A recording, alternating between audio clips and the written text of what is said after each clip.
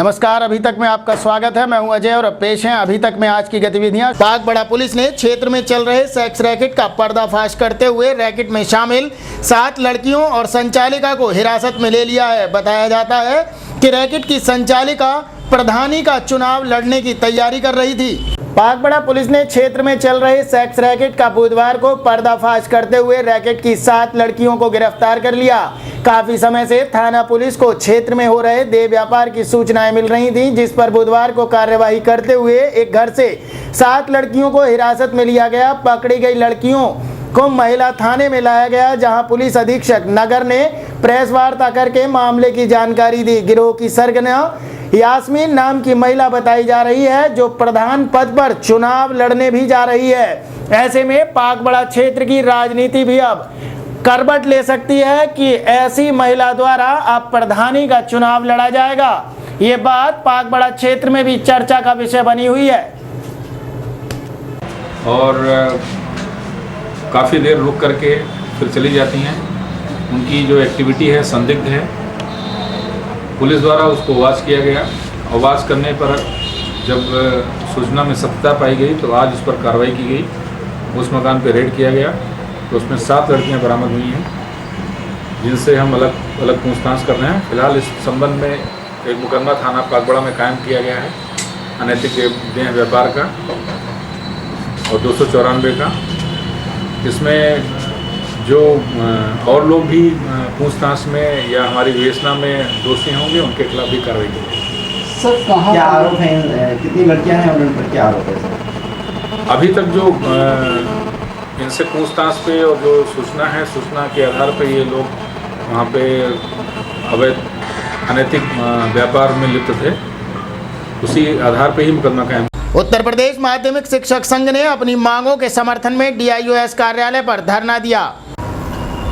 उत्तर प्रदेश माध्यमिक शिक्षक संघ की तरफ से DIOS कार्यालय पर एक धरना प्रदर्शन किया गया, जिसमें जिले भर के शिक्षक इकट्ठा हुए और अपनी मांगों के समर्थन में जोरदार नारेबाजी करके अपना मांग पत्र भी सरकार को भेजने का काम किया। इस दौरान वक्ताओं ने कहा कि पुरानी पेंशन नीति को दोबारा से लागू किया जाए, ताकि शिक्षकों के भविष्य के साथ खिलवाड़ न हो सके और शिक्षक रिटायर होने के बाद अपना जीवन भली प्रकार से बिता सके। इस दौरान सभी शिक्षक शिक्षिकाओं ने इस बात का एक सुर में समर्थन किया। धरने को अन्य वक्ताओं द्वारा संबोधित करते हुए भी विभिन्न मुद्दों पर चर्चा की गई। इस दौरान माध्यमिक शिक्षक संघ के तमाम पदाधिकारी एवं सदस्य मौजूद रहे। धरने 14 अगस्त तक यदि जीपीएफ से भी पैसे लेते हैं तो पैसा देना पड़ता है, तब रामपुर में होगा, परसों बिजनौर में होगा। मेरे साथी उत्तर प्रदेश सरकार द्वारा दूध पिलाए जाने की योजना परवान नहीं चढ़ पा रही है। प्राथमिक स्कूलों में बच्चों को दूध नहीं बांटा जा रहा, जिसके कारण बच्चे काफी निराश नजर आ रहे हैं। उत्तर प्रदेश सरकार के द्वारा प्राथमिक और जूनियर हाई स्कूलों में बुधवार के दिन दूध के वितरण कराने की व्यवस्था की गई थी, लेकिन ये व्यवस्था शुरू होते ही धड़ाम साबित हुई। इस दौरान कई स्कूलों में देखने में आया है कि स्कूलों के बच्चों को दूध नहीं मिल पा रहा है, जिसकी कमी को लेकर कभी कभी अध्यापक NGO पर इस बात का आरोप लगाते हैं कि NGO द्वारा इसकी सप्लाई नहीं की जाती। लेकिन अगर कहा जाए तो हो सकता है NGO द्वारा दूध के वितरण की बात कागजी कार्यवाही के द्वारा पूरी की जा रही हो। इन बच्चों के नाम पर शायद अब दूध का घोटाला भी खुलने वाला है, ऐसा इस व्यवस्था को देखकर लगता है। तो वहीं उत्तर प्रदेश सरकार द्वारा बच्चों को पौष्टिक आहार के रूप में बांटे जाने वाले दूध को अब शायद बड़े ही पैसे के जरिए हजम करने की फिराक में है।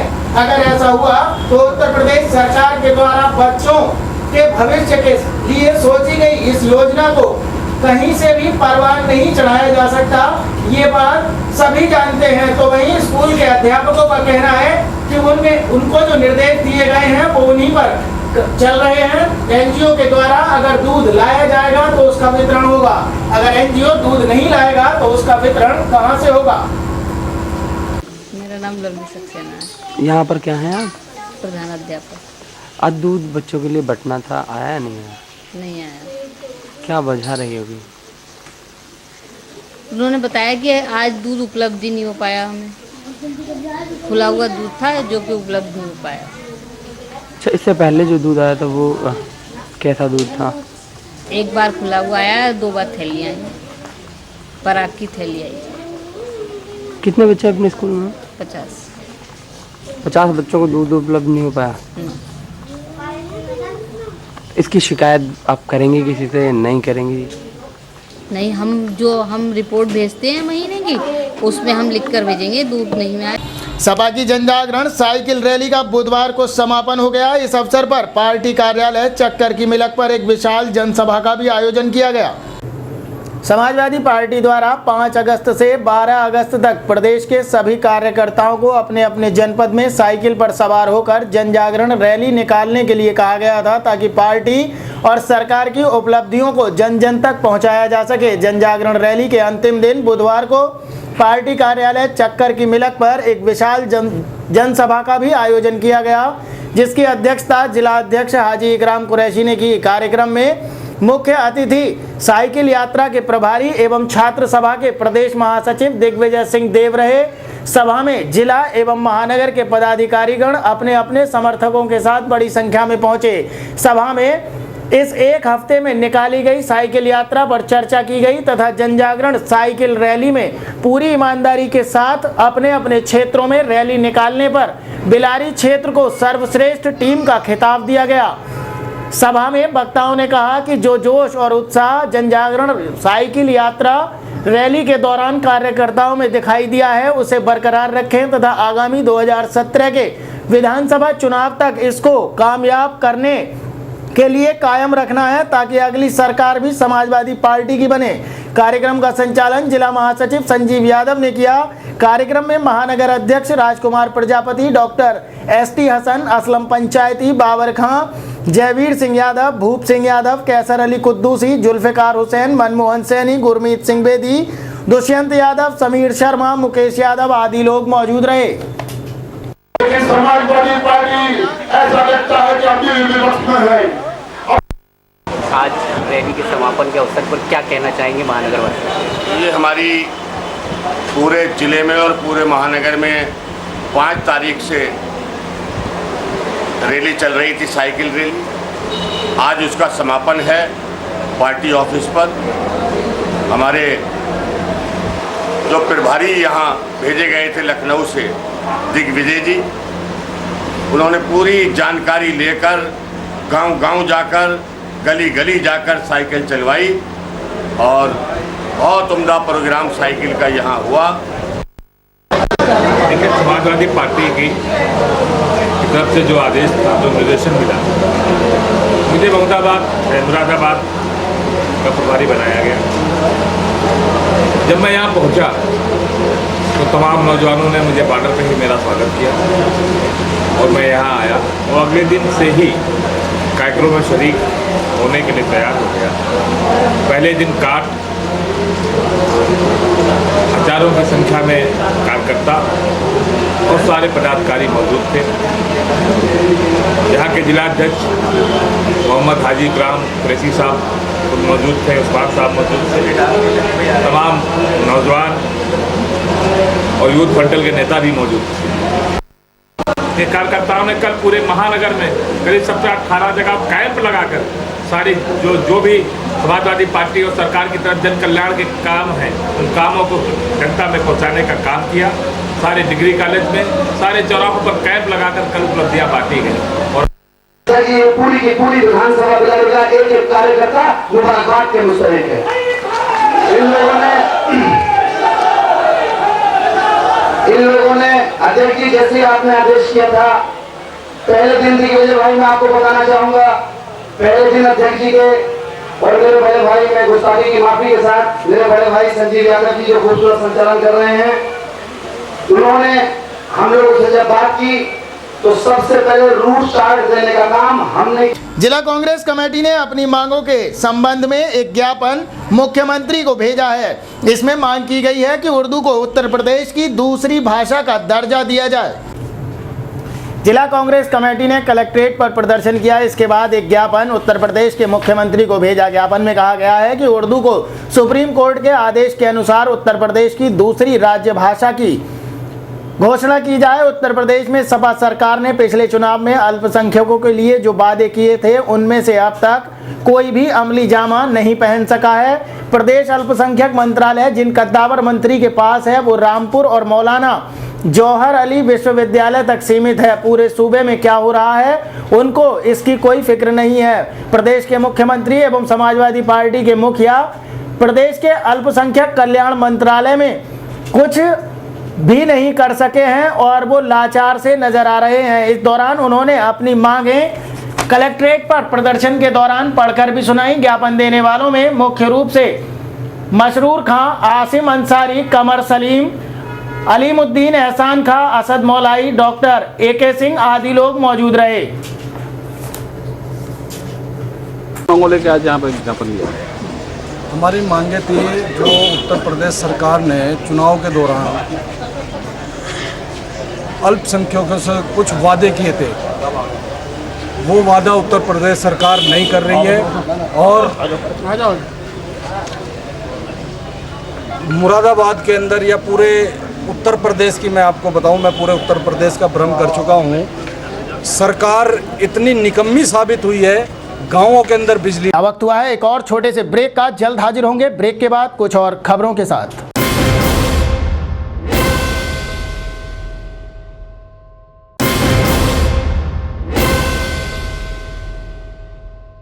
गांधीनगर पब्लिक स्कूल में नेशनल लाइब्रेरी डे के मौके पर पुस्तक मेले का आयोजन किया गया। आयोजन में बच्चों को पुस्तकों का महत्व भी बताया गया। बुधवार को नेशनल लाइब्रेरी डे के अवसर पर गांधीनगर स्थित गांधीनगर पब्लिक स्कूल में पुस्तक मेले का आयोजन किया गया, जिसमें छात्र छात्राओं द्वारा बड़े ही उत्साह के साथ हिस्सा लिया गया।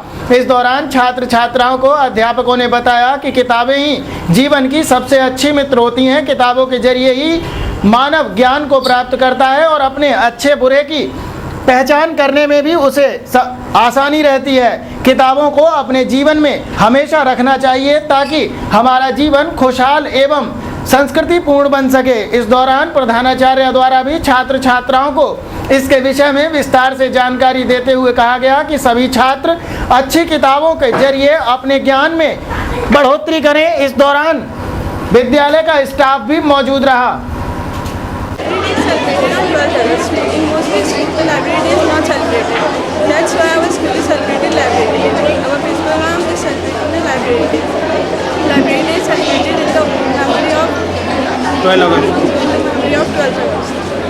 आज स्कूल में आज नेशनल लाइब्रेरी डे है, तो उसके लिए स्कूल में हमने बुक्स की एग्जीबिशन लगाई है। एग्जीबिशन के अंदर हमारी लाइब्रेरी में और हमारे पास हमारे स्कूल में जितनी भी बुक्स हैं, तरह तरह की बुक्स हैं, उनको हमने सजा कर रखा है, उनका शो लगाया है।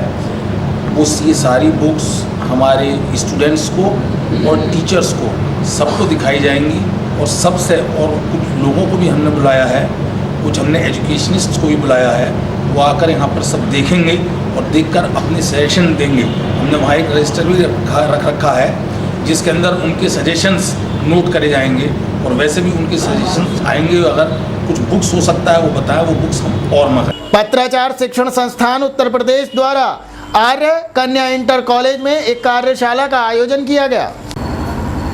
आर्य समाज स्टेशन रोड पर एक कार्यक्रम का आयोजन किया गया, जिसमें पत्राचार के विषय में विस्तार से जानकारी दी गई। वक्ताओं ने बताया कि पत्राचार एक ऐसा माध्यम है जिसके जरिए कामकाजी व्यक्ति भी आसानी से अपनी शिक्षा को पूरा कर सकता है। इस दौरान बताया गया कि यदि आप कामकाजी हैं तो पत्राचार के माध्यम से अपनी शिक्षा को पूरा करके भविष्य संवार सकते हैं तथा नौकरियों में भी इसका फायदा मिलता है। तमाम सरकारी नौकरियों में नौकरी के दौरान ही उच्च शिक्षा प्राप्त करके प्रमोशन आदि के भी प्रावधान होते हैं, इसलिए पत्राचार द्वारा शिक्षा ग्रहण करना एक आसान और सुलभ तरीका है। इस दौरान DIOS IPS सोलंकी द्वारा भी अपने विचार व्यक्त किए गए, तो वहीं मुख्य अतिथि के रूप में पधारी अपर शिक्षा निदेशक पत्राचार शिक्षा उत्तर प्रदेश इलाहाबाद ने भी अपने विचार व्यक्त किए। इस दौरान बड़ी संख्या में शिक्षक शिक्षिकाएं तथा अन्य लोग मौजूद रहे। इस बात के लिए मैं ईडी का आभारी हूँ जिन्होंने इस मंडल में मुरादाबाद को यहाँ पर गोष्ठी के लिए चुना। इसके लिए हम सभी मुरादाबाद वासी आपके हृदय से आभारी हैं। जैसा कि इस पर संक्षिप्त एक टिप्पणी या रिपोर्ट प्रस्तुत मैम के द्वारा एसके सिंह के द्वारा की गई, उससे बड़ा स्पष्ट हो रहा है कि इनकी आवश्यकता समयानुसार बढ़ रही है। 1980 से हम देख रहे हैं, तो 17 सितंबर 1980 से इसकी स्टार्टिंग बताई गई। 82 में जो बैच निकले या सब्जेक्ट के अनुसार इसमें वृद्धि हुई है, तो उससे ये लग रहा है कि वास्तव में समय समय पर समय अनुसार या जिस तरीके से हमारी स्टूडेंट की संख्या बढ़ रही है या संस्थाओं की संख्या बढ़ रही है, यानी हर चीज़ में जो हमारी वृद्धि हो रही है, उसी तरीके से उसी अनुपात में इसकी भी आवश्यकता महसूस हो रही है। यही कारण है कि इस बार 8 केंद्रों को और बढ़ाया गया। और वास्तव में अगर इसका हम सभी लोग महत्व देखें तो इस बात से और ज़्यादा हो जाता है कि वो बच्चे जो किसी कारण से यानी जो संस्था में रेगुलर रूप में अध्ययन तो करते हैं, लेकिन रेगुलर रूप में उनकी बहुत सारे ऐसे अपरिहार्य कारण होते हैं कि वो रेगुलर रूप में वो नहीं अध्ययन कर पाते हैं। तो इस तरीके से वो देखते हैं कि मेरी एजुकेशन भी कैसे पूरी हो जाए, और यानी और हम जो समाज के लिए एक ये न रहे कि हमारी शिक्षा में कहीं कोई कमी आ गई है, यानी हमारी शिक्षा पूरी नहीं है। तो बहुत से लोगों के मन में आता है कि वो पढ़ना चाहते हैं, लेकिन किन्हीं कारणों से वो नहीं पढ़ पाते हैं। अब रेगुलर के लिए एक अलग अपनी समय सीमा है, उसके अनुसार वो पूरा कर पाएंगे, या जो फेल हो जाते हैं या अन्य कोई बहुत सारे ऐसे कारण होते हैं जो कि देखते हैं कि वो पढ़ना चाहते हैं लेकिन पढ़ नहीं पाते। यहाँ वक्त हुआ है एक और छोटे से ब्रेक का। जल्द हाजिर होंगे कुछ और खबरों के साथ।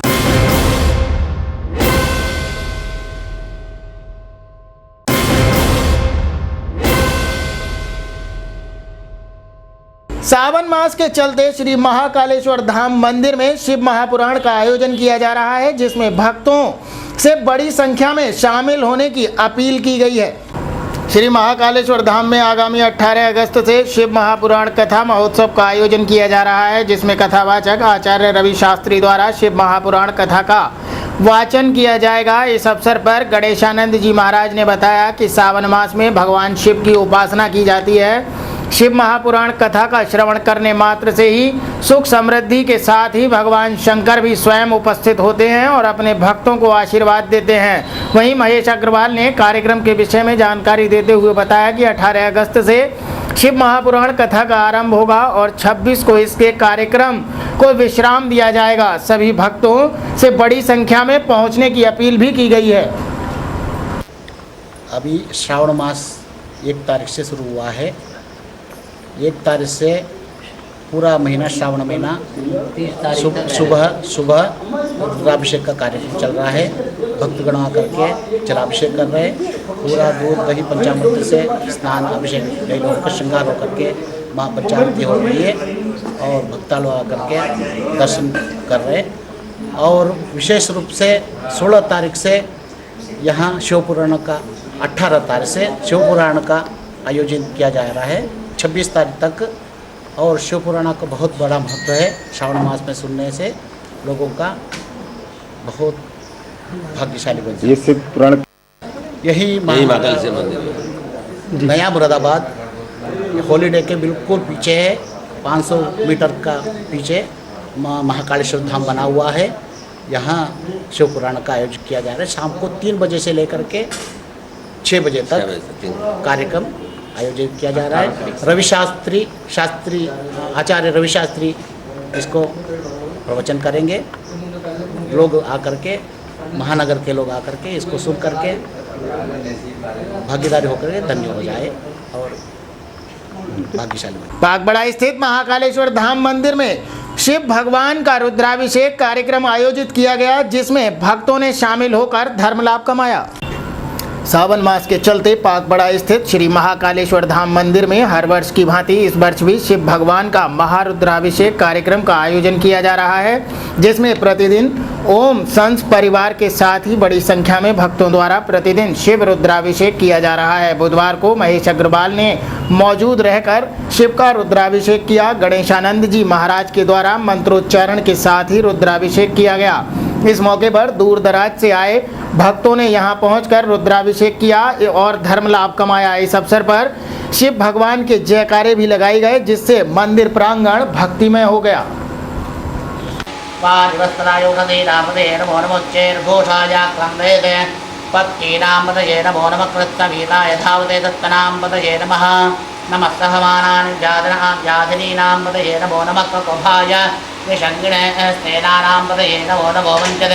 परिवंचते स्तायूनां पतये नमो नमो निचेरवे परिचरायारण्यानां पतये नमो नमः त्रिकाविध्योजिरागं तद्भ्यवक्षतां पतये नमो नमो त्रिपथ्यो नक्त्रञ्जरभ्यप्रकृन्तानां पतये नमो नमो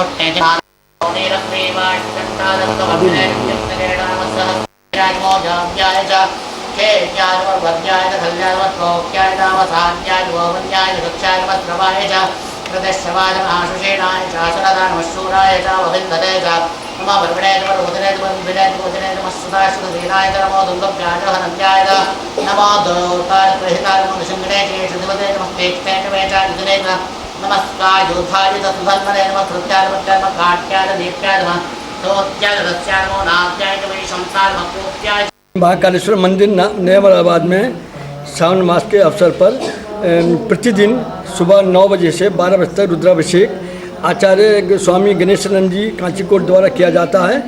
और बनारस से पधारे श्री हरिओम जी शर्मा भी इसमें भाग लेते हैं। और पाकबड़ा इलाहाबाद के बड़े दूर दूर से यहाँ पर श्रद्धालु आते हैं और अपनी मनोकामना पूर्ण करके भोले शंकर से पूरी करके जाते हैं। लोगों से क्या अपील करेंगे? भक्तगणों से और भी मुरादाबाद के हैं, उनसे क्या अपील करना चाहेंगे? मैं कहता हूँ कि सब सभी भक्तगण जो भी हैं और भक्ति के साथ जो भी आदमी आता है और उसकी सारी मनोकामनाएं पूरी होती हैं।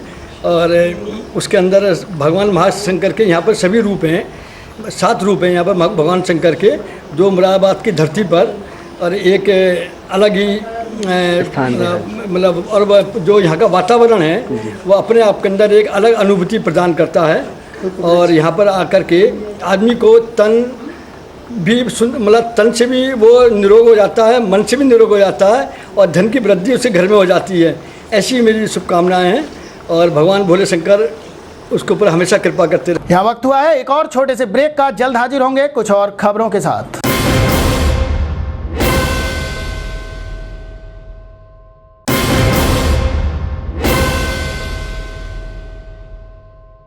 ब्रेक के बाद एक बार फिर से अभी तक में आपका स्वागत है और अब खबरें बिलारी से हैं। बिलारी में ग्राहकों की सुविधा के लिए एसबीआई बैंक द्वारा ग्राहक सेवा केंद्र खोले गए हैं, जिसका उद्घाटन उप जिलाधिकारी एवं व्यापार मंडल के अध्यक्ष द्वारा किया गया। भारतीय स्टेट बैंक बिलारी शाखा से संबंधित 2 ग्राहक सेवा केंद्रों का शुभारंभ चंदौसी रोड बिलारी में स्टेट बैंक के सामने, जिसका संचालन सुनील कुमार गुप्ता करेंगे, एवं शेरपुर माफी ग्राहक सेवा केंद्र का संचालन गुफरान करेंगे। शेरपुर माफी ग्राहक सेवा केंद्र का उद्घाटन बिलारी के व्यापार मंडल के अध्यक्ष संजय जैन और स्टेट बैंक के सामने बिलारी के ग्राहक सेवा केंद्र का उद्घाटन संतोष बहादुर सिंह उप जिलाधिकारी बिलारी के कर कमलों द्वारा संपन्न किया गया। तहसीलदार बीके कुशवाहा भी समारोह में मौजूद रहे। इन ग्राहक केंद्रों में ग्राहक 10,000 रुपये तक का लेन देन प्रतिदिन कर सकते हैं। ग्राहक 50,000 रुपये तक एफडी करवा सकते हैं और आरडी खाता खुलवाने के लिए भी इन केंद्रों पर संपर्क किया जा सकता है। प्रधानमंत्री जन धन योजना के तहत बीमा भी कराया जाएगा। एसबीआई के बीमा को ये लोग ले भी सकते हैं। इन केंद्रों में न्यूनतम केवाईसी के खाते खुलेंगे। इनमें आधार कार्ड, पहचान पत्र इत्यादि। खाता धारक जो एटीएम के पात्र होंगे उनको एटीएम की सुविधा भी मिल जाएगी। ग्राहक सेवा केंद्र एक तरफ ग्राहकों को उत्तम सेवा प्रदान करेगा, तो वहीं दूसरी तरफ शिक्षित बेरोजगार नौजवानों को रोजगार भी देगा। इसके तहत दूसरे बैंकों का स्थानांतरण, धनांतरण, railway reservation, mobile recharge, bill राशि आदि भी कार्य यहां पर किए जा सकेंगे। बिलारी में 2 कस्टमर सर्विस पॉइंट्स ग्राहक सेवा केंद्र खुले हैं। एक बिलारी शहर खास खुला, एक शेरपुर माफी में। ये बैंक की मूलभूत सेवाएं जमा और निकासी की, जो हमारे सबसे छोटे तबके के जो हैं जिनके पास जमा की कोई सुविधाएं नहीं है, उनके लिए हम भारतीय स्टेट बैंक ने खोला है। का उद्घाटन हो रहा है और हमारे बड़े भाई आदरणीय अरुण मुखर्जी जो इस शाखा के प्रबंधक हैं, उन्होंने बहुत बढ़िया अपने प्रयास से बिलारी में 2 ग्राहक सेवा केंद्र खोले हैं। ये जो जमा करने और निकासी करने के लिए सुविधा दिया जाए। जैसा कि देखते हैं कि ये जो ब्रांच होती है इसमें काफ़ी भीड़ होती है, काफ़ी ज़्यादा। ऐसा नहीं है कि ये हर गांव में या हर उसमें खोल दिया जाए। जितनी जनसंख्या की वृद्धि हो रही है और जितना बैंकिंग गतिविधियाँ बढ़ रही हैं, लोगों में जैसे जैसे जागृति आ रही है, और अभी प्रधानमंत्री जी के जो आह्वान पर जनधन वो खाता योजना के अंतर्गत जो खाता खुला गया था, उसके लिए उसमें ये जो भारतीय स्टेट बैंक का जो ये ग्राहक सुविधा केंद्र है, ये काफ़ी महत्वपूर्ण। सपा सरकार की उपलब्धियों को जनता तक पहुंचाने के लिए आयोजित की जाने वाली साइकिल रैली बिलारी से मुरादाबाद के लिए रवाना हुई, जिसका नेतृत्व विधायक पुत्र मोहम्मद फ़हीम के द्वारा किया गया। बिलारी में डाक बंगले के पास में सपा विधायक हाजी मोहम्मद इरफान के कार्यालय MI हाउस से समाजवादी पार्टी की साइकिल रैली विधायक प्रतिनिधि मोहम्मद फ़हीम व सपा जिला उपाध्यक्ष हाजी मोहम्मद उस्मान के नेतृत्व में नारेबाजी के साथ जिला मुख्यालय मुरादाबाद को रवाना हुई। बुधवार को क्षेत्र के सपा कार्यकर्ता सपा कार्यालय पर बड़ी संख्या में पहुंचे। कार्यकर्ताओं को संबोधित करते हुए मोहम्मद फ़हीम ने कहा कि सपा मुखिया मुलायम सिंह यादव के निर्देशों पर निकलने वाली साइकिल रैली के द्वारा कार्यकर्ताओं ने गांव-गांव जाकर पार्टी की नीति व उपलब्धियों का प्रचार प्रसार किया। सपा कार्यकर्ताओं ने जी तोड़ मेहनत करके साइकिल चलाकर सपा सरकार की नीतियों के बारे में जनता को जानकारी दी और कल्याणकारी योजनाओं के विषय में भी बताया। उन्होंने कहा कि सपा सभी जाति व धर्मों की पार्टी है। सपा शासन में सभी धर्मों के लोगों को भरपूर सम्मान मिला है। साइकिल रैली के समापन पर विधायक पुत्र मोहम्मद फ़हीम ने भी अपनी बात रखते हुए अभी तक संवाददाता से बताया कि सपा सरकार आने वाले समय में भी एक से एक अच्छी योजनाएं लाएगी ताकि जनता को उनका लाभ मिल सके। जिला उपाध्यक्ष हाजी मोहम्मद उस्मान ने कहा कि साइकिल सवार सपा कार्यकर्ताओं ने साइकिल रैली अभियान में लगभग 175 गांवों में भ्रमण करके सरकार की उपलब्धियों के विषय में जानकारी दी है। भ्रमण के दौरान जो प्यार जनता का मिला उसे स्पष्ट रूप से कहा जा सकता है कि 2017 के विधानसभा चुनाव में समाजवादी पार्टी भारी बहुमत के साथ सरकार बनाएगी। जिला मुख्यालय को रवाना हुई साइकिल रैली में अर्पित यादव, राहुल जैन, देवेश शर्मा, गोपाल सिंह यादव, टिंकू चौधरी, अरविंद मोहन, हप्पू राजा, राहिल पाशा, शरीफ सलमानी, मोहसिन पाशा, सौरभ यादव, शब्बीर हुसैन, सत्तार हुसैन, मोहम्मद अब्दुल बाजिद, जरीफ अंसारी, रवि यादव सहित बड़ी संख्या में लोग मौजूद रहे। संदेश यात्रा, समाजवादी पार्टी संदेश यात्रा जो साइकिल यात्रा के रूप में चल रही थी, जो 5 तारीख से लगातार बिलारी विधानसभा में माननीय अखिलेश यादव जी के आदेश अनुसार अपनी सारी बातों को, अपनी सारी योजनाओं को बताने के लिए एक एक गांव में जाकर हमारे कार्यकर्ताओं ने साइकिल रैली निकालकर हर योजनाओं को गांव-गांव जाकर बताया। कल उसका बिलारी में आखिरी दिन था जिसमें माननीय विधायक हाजी मोहम्मद इरफान साहब और ज़िले की पूरी टीम ने यहाँ पर शिरकत कर और यहाँ के एक एक कार्यकर्ता ने शिरकत कर ये एहसास दिला दिया कि अब बिलारी का एक एक कार्यकर्ता समाजवादी पार्टी के ऊपर अपनी जान निछावर करने के लिए तैयार है। मैं सबसे पहले मुबारकबाद देना चाहूँगा 5 अगस्त से जो ये समाजवादी पार्टी की संदेश यात्रा हमारी इस बिलारी विधानसभा में भी पूरे प्रदेश की तरह इस बिलारी से शुरू की गई थी, जिसमें हमारी बिलारी विधानसभा के समाजवादी पार्टी से जुड़े हुए कार्यकर्ता रोजाना 25-25 किलोमीटर और 25-25 गांवों में एक अभियान के साथ घूमने का काम जो उन्होंने शुरू किया था, प्रत्येक दिन इसी तरह से 7 दिन तक उन्होंने 175 किलोमीटर इस बिलारी विधानसभा में 175 गांव में अपनी साइकिल को घुमाया। जो 5 दिन साथ रहे उनको बधाई देना चाहता हूं, मुबारकबाद देना चाहता हूं। उसके अलावा जो अलग अलग दिन भी 1 दिन 2 दिन 3 दिन 4 दिन 6 दिन साथ रहे, उनको भी मुबारकबाद देना चाहूंगा। तहसील में चल रहा भारतीय किसान यूनियन असली का धरना बुधवार को भी जारी रहा, जिसमें पहुंचे बसपा प्रत्याशी द्वारा बहुजन समाज पार्टी की तरफ से किसानों के धरने को समर्थन की घोषणा की गई, तो वहीं महापंचायत में तय हुई 17 अगस्त को हाईवे जाम करने की भी चेतावनी दी गई है। भारतीय किसान यूनियन असली के अनिश्चितकालीन धरने पर 10वें दिन भी किसान बैठे रहे। धरने के 10वें दिन बसपा प्रत्याशी अनिल चौधरी किसानों के बीच पहुंचे और बसपा के समर्थन की घोषणा की।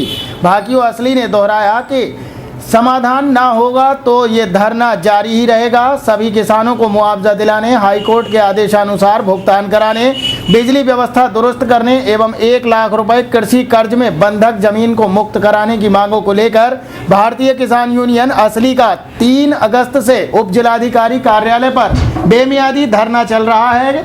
11 अगस्त को धरना स्थल पर महापंचायत भी हुई थी, जिसमें भारी संख्या में किसान पहुंचे थे। एसडीएम कोई ठोस समाधान पेश नहीं कर सके, लिहाजा महापंचायत ने धरना जारी रखने का फैसला लिया। धरना स्थल पर हुई महापंचायत में वरिष्ठ भाकियू नेता देवेंद्र गांधी ने कहा कि इन मुद्दों पर यदि जीवन भर भी धरने पर बैठना पड़ा तो इसके लिए भी किसान तैयार हैं। इस बीच बसपा प्रत्याशी अनिल चौधरी भी अपने साथियों समेत धरना स्थल पर पहुंचे और समर्थन की घोषणा कर दी। उन्होंने कहा कि हाईकमान के निर्देश पर किसानों के बीच पहुंचा हूं। बिलारी धरने को बसपा हाईकमान ने सही बताया है। भारतीय किसान यूनियन असली के राष्ट्रीय महासचिव चौधरी महक सिंह ने कहा कि हमारे संगठन का उद्देश्य खेती किसानी के मुद्दों को उठाकर राजनीतिक दलों के संज्ञान में लाना उनका पहला काम है और उनकी समस्याओं को हल कराने के लिए वो ऐसे धरना प्रदर्शन करते रहते हैं। इस दौरान बड़ी संख्या में किसान एवं किसान नेता आदि मौजूद रहे। वादा करता हूं कि जब समय समय पर जरूरत पड़ेगी बहुजन समाज पार्टी मैं बताना चाहता हूं भाई को एक बीच में बात रोककर कि आज हमने आए तब ऊपर के संकेत के द्वारा आए। हमारे यहाँ पुनः ऊपर संकेत से कोई भी कदम नहीं होता।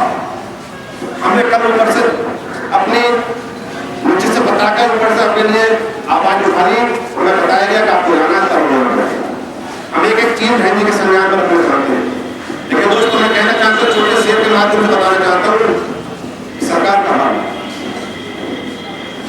आपकी फाइलों में गाँव का मौसम गुलाबी है, कि आपकी फाइलों में गाँव का मौसम गुलाबी है। ये आंकड़े झूठे वादा गुलाबी है, ये बैन सोने के, ये वर्क चांदी के, लेकिन आज भी मुझे के हर कोई योजनाएं बहुत, मैं दोस्तों बताना चाहता हूं कि किसान की हर समस्या को, चाहे वो अधिकारी गण हो चाहे कार्यकर्ता गण हो, अगर जो धरातल पर इस्तेमाल को देख लेगा तो शायद उसको दिन में वो धरातल पर नहीं देख पाते, इसलिए उन्हें नहीं पता कि कैसे बच्चों की पढ़ाई होगी, कैसे घर का खर्च चलेगा, क्योंकि कम से कम 70% 65% किसान लोग अपनी उस किसान पे आधारित है, उस खेती पे आधारित है, जिससे समय समय पर उनका खर्च चलता है। सपा सरकार की उपलब्धियों को जनता तक पहुंचाने के लिए पाकबड़ा में भी एक साइकिल रैली का आयोजन किया गया। उत्तर प्रदेश सरकार की नीतियों को जनता तक पहुंचाने एवं योजनाओं का लाभ देने आदि से संबंधित पाकबड़ा में भी एक साइकिल रैली का आयोजन समाजवादी पार्टी के कार्यकर्ताओं द्वारा किया गया।